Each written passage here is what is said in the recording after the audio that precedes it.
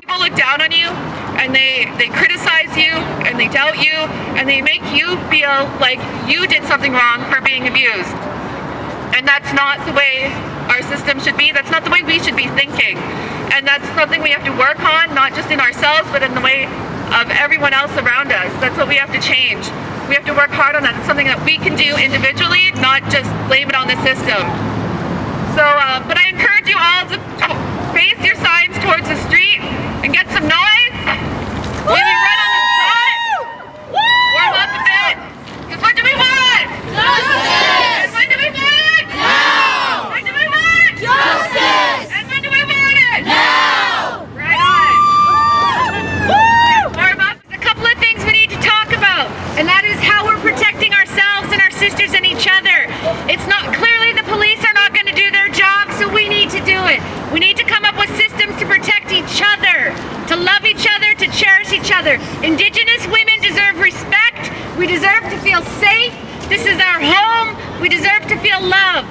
So we have to work together with each other, protect ourselves, and we need to talk, communicate with one another about how we're going to do this. I'm a chief from Lac Fainan, Onaway, Alberta. I work for the Native Youth Sexual Health Network. I am an Indigenous woman. I am an Indigenous youth. I am here with everybody here. I hear my sister who went through this. I hear everybody in the audience that went through this. Know that I am with you. Know that your ancestors are with you. Know that we have the power here tonight to take care of this.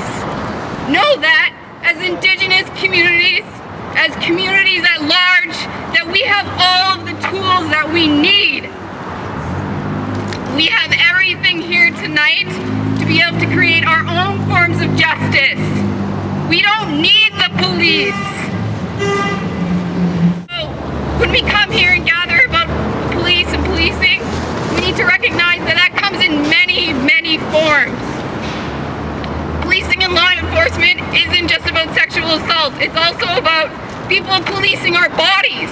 It's about people trying to police the self-determination and sovereignty over our bodies, to identify certain sexualities, so two-spirited, transgendered, gender fabulous. I know we probably have lots of gender fabulous people in the audience, so I also want to recognize you for being here.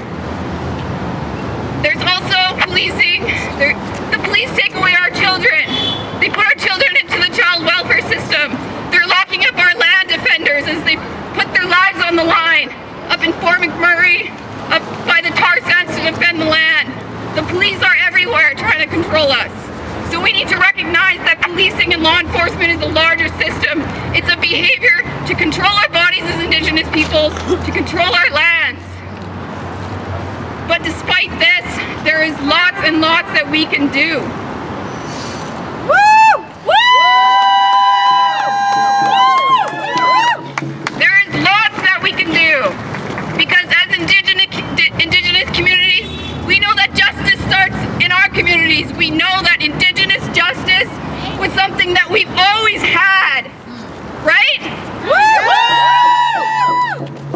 We have elders, we have aunties, we have grandmothers, we have sisters, we have mentors, we have teachers, we have traditional people who deal with conflict.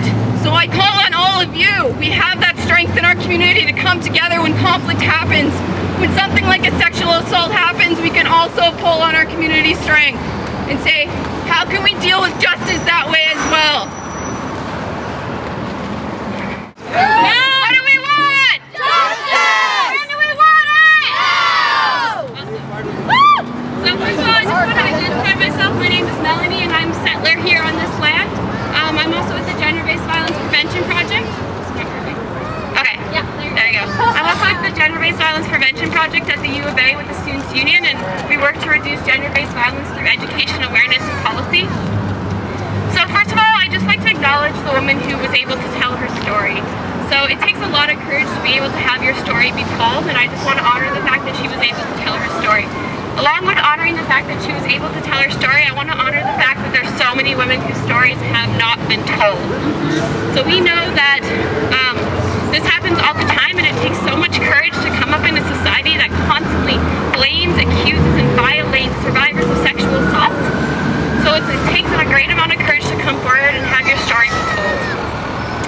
I know that all of us have been, at least know someone, maybe ourselves, or have family members who has been a survivor of sexual assault or any form of gender-based violence. So I want to acknowledge your presence here and know that we're all carrying these stories with us. I would also like to applaud everyone here for doing an incredibly radical thing today. You standing here means that you actually believe the survivor of sexual assault. We live in a society that does not believe survivors of sexual assault, so I'd like to applaud all of you for being here and standing up for her. So very often in our society, when someone is assaulted, we look at the reasons why. And instead of looking at the perpetrator's behaviors, we actually tend to focus on what the survivor was doing. So we ask ourselves, as a society, what were they wearing? Were they drinking? Did they consume alcohol?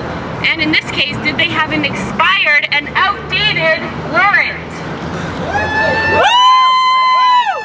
Victim blaming is rampant in our society and in our culture. So moving forward from this rally, we can all stand together and believe the survivors of sexual assault.